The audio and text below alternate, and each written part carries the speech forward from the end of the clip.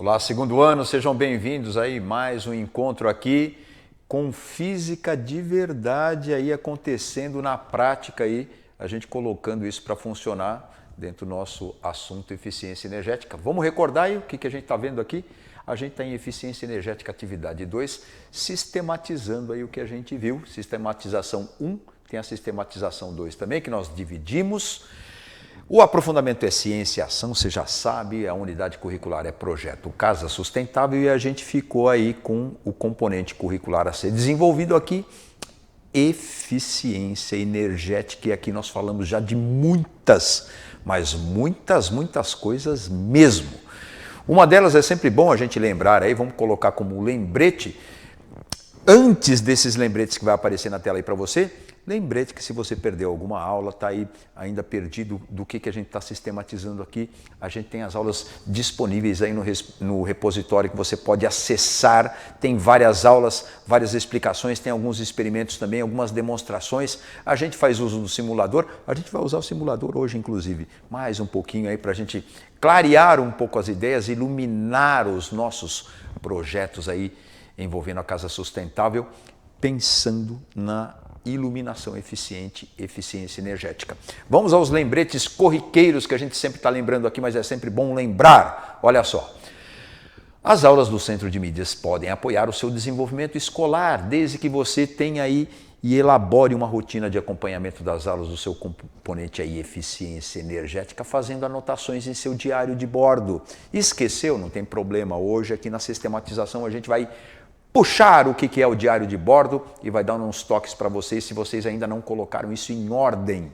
Acesse também e realize as tarefas que ficam disponíveis para você pelo aplicativo aí no nosso repositório. Lá nas tarefas você tem ali uma oportunidade de exercitar um pouco os conhecimentos fundamentais aí e a gente conseguir perceber como é que você está lidando aí com algumas perguntas muito básicas e tal. Lembrando que essas tarefas também elas servem e podem servir para o seu professor, para algum tipo de mensuração, nota não, mas pode ser ali um ponto importante de se você está assistindo às aulas, está acessando as tarefas, é importante, faz um complemento também com a sua frequência às aulas, tá bom? Siga também as orientações e recomendações que aparecem durante a aula e num momento exclusivo e grande lá que a gente tem lá nos últimos slides e tal, que a gente acaba acomodando tudo em algumas orientações para ações futuras e recomendações sempre que são boas.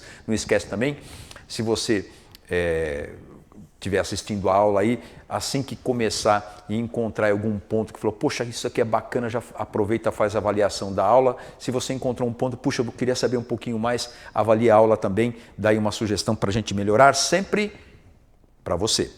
Então vamos lá, hoje eu trouxe aqui algumas temáticas resumidas do que a gente está sistematizando da atividade 2, que foi importante, já está passando, olha o tempo andando, hein?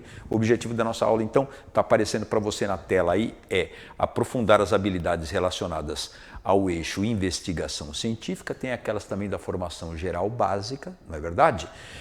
Fazer aí sempre, a gente está destacando isso, uma pesquisa bibliográfica associada aos processos de transformação de energia e a sua fonte sustentável, as maneiras que a gente pode também usar uma energia alternativa e estudar algumas também que dependem de uma pesquisa bibliográfica de qualidade aprofundada também, tá bom? Retomada da questão norteadora do seu projeto e pensar estudos e investigações relativas aí ao que você está pensando como projeto e começar, evidentemente, a mobilizar as possíveis soluções, recursos, né? Pensando nos recursos de uma casa mais sustentável, dando detalhe especial para a iluminação da casa. Como será que a gente pode fazer um projeto de casa sustentável pensando na iluminação, né, dessa casa, dos cômodos internos e tudo mais? Tem muita conversa para a gente ainda, tem muita água que vai passar por debaixo da ponte, como diz o outro. Bom, vamos recomeçar aqui, retomar um pouquinho do que a gente entende que é um diário de bordo. Sabe o que é um diário de bordo? Vamos colocar um resumão para você aí agora também, para você que perdeu. O diário de bordo nada mais é do que um caderno, um bloco de registros científicos pautado na investigação que você está fazendo científica para registrar e acompanhar as aprendizagens construídas no percurso. Lá no comecinho, na atividade 1, a gente desenvolveu um pouquinho algumas coisas, algumas ideias, a gente foi avançando para a atividade 2. Hoje aqui a gente está fazendo uma sistematização que dá para pescar ainda algumas ideias e tudo mais, que eu vou te dar aquela mãozinha de sempre. E isso vai ali para um bloco de anotação, para um caderno de anotação, junto com uma pesquisa bibliográfica, de onde eu posso ter como recomendação de fontes alternativas. Por exemplo, vou te dar um exemplo agora de uma boa fonte de pesquisa bibliográfica, já falei algumas vezes aqui, são as próprias questões do Enem, é isso mesmo. Lá nas questões do Enem existe uma pesquisa prévia, tem sempre questões muito boas que envolvem eficiência energética, fontes de energia e algumas ideias bem interessantes que a gente pode aproveitar tanto na questão do Enem quanto na própria bibliografia que ela traz também nas próprias questões. Você está ganhando duas vezes, está fazendo uma pesquisa bibliográfica de qualidade e também está tendo acesso também às questões do Enem do quesito e da categoria energia.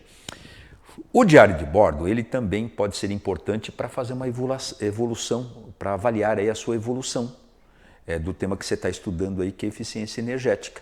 E aí pode servir então para o professor, para ele identificar ali algumas dificuldades encontradas que já ficaram para trás, algumas competências socioemocionais envolvidas que você foi melhorando e as situações coincidentes ou inéditas que envolvem ali o poder criativo que você está usando o estudo aqui para análise de fatos, tomadas de decisão e correção de rumo e orientação dos procedimentos utilizados. Aí já precisa da discussão coletiva. Discussão coletiva quer dizer, você pode pegar o seu diário de bordo e compartilhar ali com o seu colega para ver se as anotações que ele fez podem enriquecer as suas e as suas as dele. E os dois também podem compartilhar isso com o grupo inteiro e também com o professor responsável aí da sua unidade escolar. Tá bom? Bom, além disso, além desse ponto aí que a gente destacou do diário de bordo, tem uma ajudinha do Faraday para a gente entender alguns mecanismos de energia. É tão bom a gente entender as coisas com um pouco mais de profundidade. Sabe qual é a lei de Faraday? Vamos colocar na tela aí para você ver. Ó. Primeiro tem esse print aí. A lei de Faraday, ela é muito útil porque ela envolve um princípio base do magnetismo. Quando eu falo em magnetismo, o que você lembra, hein? Quando a gente fala em magnetismo, o que a gente chama a atenção é que o magnetismo envolve o magnetismo, isso mesmo, envolve o ímã, magnetismo, ímã.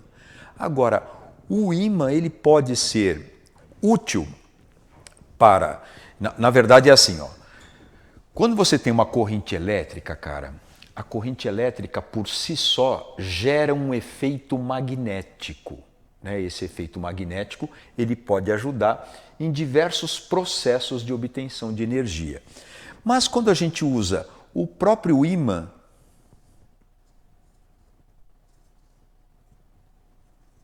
no caminho contrário, digamos assim, num fio, se um fio percorrido por uma corrente elétrica gera o efeito magnético, o que será que acontece se eu criar um efeito magnético no fio?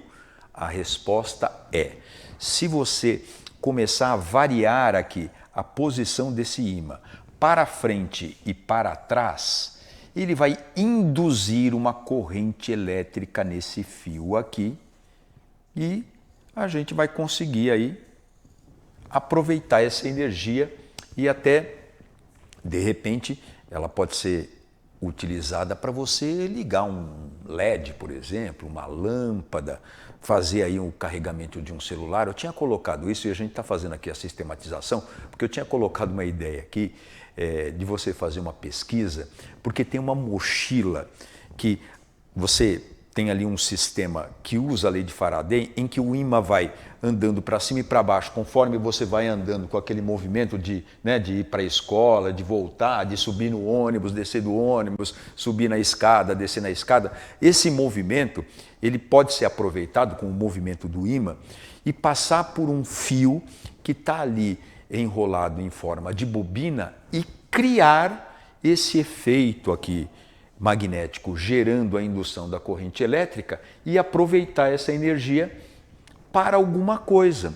Para, por exemplo, o sonho dos mochileiros energéticos, vamos chamar assim, é a gente conseguir energia num sistema eficiente para carregar, por exemplo, a bateria de um celular para o meu uso. A própria energia do meu corpo vai movimentar um ímã e criar ali. Vamos ver isso na prática? Como que eu vou explicando para você. Dá para colocar aí um pouquinho técnica? A gente colocar aí o simulador, aí eu vou movimentar para ficar mais didático, digamos assim. Pode ser, ó, vamos virar a tela então, colocar um pouquinho o simulador, olha só. Aí a gente tem um simulador aí que é o FET, né? A gente usa em várias aulas. Aí o que eu estou falando para você é o seguinte, ó. Se você pegar o ímã aí no simulador e variar aqui a posição dele, né? Vamos imaginar que isso aqui tá na horizontal, mas se ele estiver na vertical, você vai andando e vai sacudindo o ímã, tá vendo? Aí tá vendo lá? Olha o que vai acontecendo. A lâmpada vai acendendo, né? À medida que... Aí eu posso usar essa energia, por exemplo, para acender um LED, enfim, para iluminar o meu caminho, sei lá. Aí depende da criatividade de cada um aí.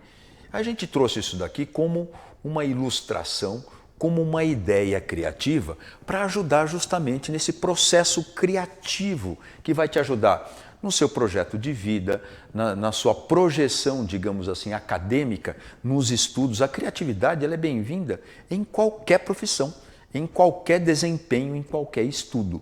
Quanto mais a gente desenvolve a criatividade, ou seja, quanto mais a gente desenvolve esse poder criativo e a gente vai te dando as ferramentas, você vai tendo ali mais sucesso em empreender, pelo menos mentalmente, alguns projetos pessoais até. Quer dizer, a gente pode usar isso aqui num sistema sustentável? Eu consigo pensar em várias aplicações. Mas a questão aqui não é eu. Eu tenho que chegar aqui e te entregar algumas ferramentas e deixar você aí livre para, de repente, pensar alguma solução para o seu problema. Qual é o seu problema? Qual é o seu projeto? O que a gente está fazendo aqui? A gente precisa sempre puxar essas reflexões para a gente, enfim, ter uma desculpa, na verdade, de usar a nossa criatividade. Olha um projeto bacana aí envolvendo magnetismo, indução magnética, indução para você conseguir uma corrente elétrica gerada, digamos aí, de graça, usando o movimento do meu próprio corpo numa atividade diária. Pode ser numa bicicleta também, pode ser na academia, né? Vamos pensando aí. Também eu coloquei na aula, pode tirar por favor agora o simulador aí, vamos voltar para a aula em contexto. A gente tinha pensado então, como eu disse para vocês aí, numa mochila, eu coloquei e elaborei até essa pergunta aí, podemos pensar em aproveitar alguns dos movimentos diários para gerar a energia elétrica? Puxa, eu posso pensar nisso no caminho da minha casa e quando eu chegar em casa, por exemplo, se eu conseguisse desenvolver uma tecnologia de carregar, por exemplo, a bateria do meu celular, eu não gastaria energia lá elétrica na minha casa para carregar o celular. E isso pode ser aplicado em vários outros contextos, não é verdade? Bom, vamos iluminar agora as ideias. O nosso contexto aqui principal, como eu já falei para vocês no começo, que a gente está sistematizando aqui, é iluminação. Coloca na tela, por favor, para a gente ver aí a lâmpada de Moser. Moser é uma pessoa, é um grande inventor aí que em 2002 idealizou um projeto com uma garrafa PET que poderia ali, pelo menos durante o dia, quebrar aquele galhão da natureza, né, economizando energia que a gente tem aí e precisa desse recurso natural, e reutilizando uma garrafa PET de uma maneira ali, digamos, muito criativa de fazer essa luz entrar dentro da casa das pessoas de graça, reaproveitando energia. Essa garrafa de Moser aí é o ponto principal das nossas atividades desenvolvidas até então e na próxima atividade ainda, que é a atividade 3, que vai começar daqui a pouquinho. A gente ainda vai falar um pouquinho da garrafa de Moser, analisando ali algumas coisas que acontecem. Hoje, a gente vai analisar já algumas questões, mas principalmente coloca assim, o objetivo principal dessa aula, desenvolver um pouquinho mais o seu processo criativo. Não, professor, isso daí eu já vi, eu já anotei aqui. Anotou aonde? No seu diário de bordo. Revisa. Sempre tem alguma coisinha que escapa à nossa subjetividade, ao nosso pensamento. De repente agora você fala, puxa, pensei, quando eu assisti a aula eu não tinha pensado nisso, agora que o Magno falou, pensei. Por exemplo, sobre a mãozinha lá do Faraday, sobre a lei de Faraday da indução magnética para gerar uma corrente elétrica. Agora eu pensei numa outra coisa. Agora que o Magno está falando da garrafa de Moser, eu acho que eu fiz uma pesquisa e tinha lá um ponto que eu não tinha entendido muito bem, e agora eu vou prestar atenção para ver se eu consigo pensar um pouquinho mais, vou fazer uma pesquisa aqui na internet, enfim. Sempre tem alguma coisa para desenvolver. Vamos ver se eu consigo te ajudar um pouquinho mais. Como possibilitar que a garrafa de Moser, aí, a lâmpada de Moser, funcione bem numa eficiência, digamos, máxima que a gente consiga. Vamos analisar primeiro algumas coisas importantes. O espaço, né, que eu vou ter como recepção para iluminar, sabia que, coloca na tela, por favor, revisando aí alguns aspectos importantes. A própria pintura que tem a minha casa, as paredes, todas as paredes, inclusive o teto e o chão, o solo, o piso, tudo isso influencia num fenômeno chamado reflexão da luz. Né? A gente em casa, quando a luz entra dentro de casa e ela está entrando aqui pela janela, né? Eu vou permitir, por exemplo, que a luz entre por aqui e reflita nessa parede, mas não naquela. Você tem que pensar isso no seu projeto. Não, eu quero que ilumine o quarto inteiro, quero uma iluminação máxima, quero aumentar a eficiência energética da lâmpada de Moser até o máximo que eu conseguir. Então eu preciso de máxima reflexão das minhas paredes. Tá bom, mas você precisa pintar a parede ou pode pinturar um quadro? Você pode pendurar um quadro ou você pode colocar um espelho? Ah, rapaz, está entendendo o que eu estou falando? Que tipo de espelho? Ah, eu só conheço um espelho. Não assistiu às aulas de eficiência energética, que a gente apresentou algumas opções. Por sorte, eu vou trazer de volta aqui para você alguns exemplos que podem te ajudar. Bom, além disso, ó, se eu tenho a luz passando totalmente, eu tenho um meio transparente. Se eu tenho a luz passando parcialmente, eu tenho um meio translúcido. E se eu quero bloquear a luz, eu tenho um meio opaco. Tudo isso manda no meu projeto Casa Sustentável, porque a gente vai mexer com iluminação. E iluminação envolve, é claro e evidente, os fenômenos luminosos. E um dos fenômenos luminosos aparentes é a reflexão da luz. Vamos adiantar então um pouquinho mais o espaço e já falar dele. De quem? Do Sol. Né? Eu não posso esquecer, se eu quero captar a energia solar para a iluminação da minha casa, lâmpada de Moser, energia solar. Eu preciso também ter um pouquinho de conhecimento da disposição da luz, a disponibilidade da luz solar lá na região onde eu moro. Até porque a gente tem aqui algumas condições que eu já expliquei também, e aí eu volto a dizer, se você perder alguma aula, olha aí no repositório. A gente tem durante o ano inteiro as posições relativas do Sol em relação ao nosso planeta, a região que eu moro, de forma que o Sol ele não nasce e nem se põe tampouco no mesmo ponto que você, observador aqui da Terra, está olhando. Há uma variação dessas posições. E quando eu tenho a variação dessas posições, evidentemente, uma janela que pega sol durante a primavera pode ser que não pegue a luz no inverno. Entendeu como funciona? Se a inclinação que eu tenho lá da posição relativa da Terra com o Sol permite que eu tenha a iluminação numa determinada época do ano, eu preciso pensar o que eu vou fazer na outra época do ano em que eu não tenho a captação da luz solar. Ou se eu tenho um dispositivo que capta essa luz, evidentemente eu tenho que pensar em mudar a posição desse equipamento que eu estou idealizando, pensando no movimento aparente do Sol, pensando na disponibilidade da luz solar. Isso é pensar só em um fator.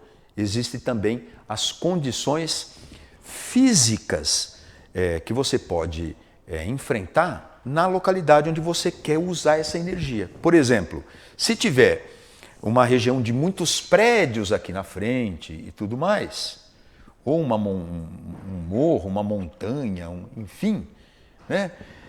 Isso vai ser um bloqueio para a obtenção da luz solar em determinadas horas do dia também. Então é preciso pensar em tudo isso. Olha quanta coisa que eu tenho que colocar no meu projeto. Vai anotando aí no seu diário de bordo. Outra coisa também que não é novidade para a gente aqui é o espelho. E hoje eu trouxe aqui a colaboração de um espelho côncavo e a propriedade destacada dele. Coloca na tela, por favor. Olha só. O espelho côncavo, ele tem aí como destaque, né, um ponto central que a gente chama de foco, né? Esse ponto é muito importante, mas não é o único, né? Em relação a essa linha que eu tenho aqui horizontal e tal, que a gente chama de eixo, né? Eixo principal. Eu tenho também aqui um ponto que a gente chama de centro, que nada mais é do que o centro mesmo de uma circunferência que ajudou a traçar, digamos assim, esse espelho aqui que tem essa esfericidade, né? Espelho esférico. E aí tem algumas propriedades que dependem desse posicionamento dos pontos centro e foco.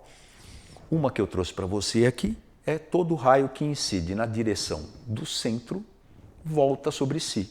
Todo raio que incide na direção do centro reflete na direção de si. Então isso eu posso usar como ferramenta de repente, para direcionar a luz numa determinada época do ano ou numa determinada hora do dia que eu não tenho a luz solar funcionando a meu favor. Olha o toque que o Magno está te dando, hein, rapaz? Tem outra propriedade também, essa é bem importante. Todo raio que incide paralelo passa pelo foco. Todo raio que incide na direção paralela a esse eixo aqui, ó, essa linha aqui, esse eixo horizontal, todo raio de luz que incide paralelo a ele bate no espelho e reflete, passando pelo foco. Logo, se você tiver vários raios, né, o que vai acontecer? Todos eles vão passar pelo foco, hein? E aí é como se estivesse concentrando. Essa é a ideia mesmo. Quer ver um espelho esférico na prática? Dá uma olhadinha aqui que eu trouxe para você. Ó. Daqui é um espelho esférico na prática. Ó. Você vê que ele realmente tem umas propriedades diferentes, porque você está vendo que aqui eu estou de ponta cabeça, dá para você perceber? Ó, a garrafa, essa caneta aqui, ó, ela está na posição para cima aqui na minha mão e ela está aparecendo para baixo, não é legal? Ó que bacana. Ó. E se eu coloco, à medida que eu vou aproximando, vou aproximando, vai aumentando, tá vendo? Ó? São propriedades óticas, né? Do espelho o quê? Do espelho côncavo, que eu estou mostrando aqui para você. Quer ver mais uma ideia? A gente está acabando, mas ainda dá tempo de muita criatividade para você. Olha só o que eu vou te mostrar. Olha isso daqui, isso é física de verdade, hein, rapaz? Física aplicada de verdade, ó. Olha essa solução tecnológica com a irradiação. Você consegue entender o que está acontecendo ali? Eu posiciono um espelho desse que eu te mostrei para pegar os raios paralelamente a uma hora, um determinado horário do dia, e ele consegue, por meio da propriedade ótica, todo raio de luz que incide paralelo passa pelo foco. Se eu pensar em vários raios paralelos que vêm do Sol, batem nesse espelho e vão se concentrar num ponto que eu chamo de foco. Eu coloco ali uma panela e essa panela, sendo uma boa condutora de calor, né, pode ali esquentar e fazer ali o meu arroz, pode fazer ali o meu feijão, se for uma panela bem dimensionada, né, de pressão, a gente pode até cozinhar uma batata ali, fazer uma mistura, uma carne, um cozido, né? Olha só, uma solução tecnológica para cozimento. Que horário que você acha que é esse aí que está acontecendo esse fenômeno que propicia justamente a concentração dos raios que vem paralelo ali no foco? É justamente o horário do almoço, né? Pelo menos é o que a gente tem para região, as regiões próximas à linha do Equador, isso também é importante, onde você está situado na Terra também vai dar diferença para a disponibilidade dos raios solares, e tudo isso é preciso ser pensado num projeto bacana de eficiência energética. Vê como isso daí é importante e como a gente está andando aí lado a lado e na direção de um conhecimento científico muito bacana, de uma maneira muito bacana da gente empreender. Para a gente fazer ciência, a gente tem que fazer pesquisa, mas a pesquisa também não tem sentido e a ação de um cientista mirim, ou você que está se tornando já um grande cientista, não se fundamenta sem a criatividade. Olha só uma outra aplicação que eu adoro isso daí.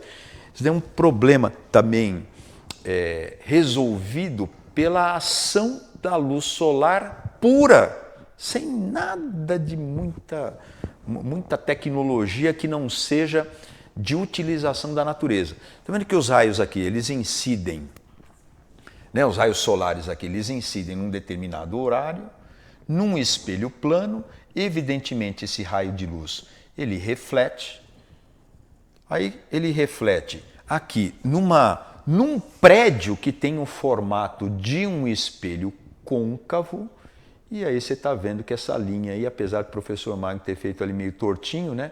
Mas vamos pensar na linhazinha amarela, está vendo ali? Paralelo, né, a um eixo principal, vai se concentrar aqui num ponto que vai se concentrar aqui num ponto que é justamente o foco. Mas aí se eu pensar isso em grandes proporções e vários raios de luz incidindo ali numa fazenda, né, num complexo ali de espelhos planos, eu vou ter vários raios de luz incidindo lá no meu espelho côncavo e uma concentração muito grande de luz ali num ponto que é um forno solar na região de Odeille, na França. Tem um forno solar lá na França que funciona basicamente por reflexão. A gente consegue, isso mesmo, a gente consegue derreter certos metais num forno solar de alta tecnologia. Não dá para a gente parar e pensar nessa tecnologia aplicada em alguma sistemática aqui de captar luz, jogar ali para minha lâmpada de Moser e iluminar a minha casa, hein? É isso que a gente vai pensar aqui. Bom, a gente está chegando ao finalzinho da aula. Já deve ter bugado a sua cabeça de tanta criatividade, com tantos dados e tudo mais. Está na hora de você sistematizar também o seu diário de bordo, avaliar a nossa aula, dizer aí o que você achou, e também já está na hora do nosso encaminhamento para o nosso próximo encontro, que eu espero muito encontrar você e saber como é que está aí o seu projeto. Considerando a situação ilustrada, né, que é a lâmpada de Moser, e tendo em vista a eficiência, qual será que é o formato? Essa pergunta é difícil, hein? Qual o formato da garrafa mais indicado para eu ter uma lâmpada de Moser? Será que alguém pensou nisso? Será que o formato da garrafa, será que tem alguma importância? Será que eu posso usar qualquer garrafa? Uma garrafa de meio litro, de 600 ml, de 1 litro? Qual garrafa? Pesquise, a gente vai estar junto aqui na próxima aula, no próximo encontro de física com criatividade e com eficiência energética a favor da sustentabilidade. Eu vou ficando por aqui, até a próxima. Não esqueça de avaliar a nossa aula. Até mais.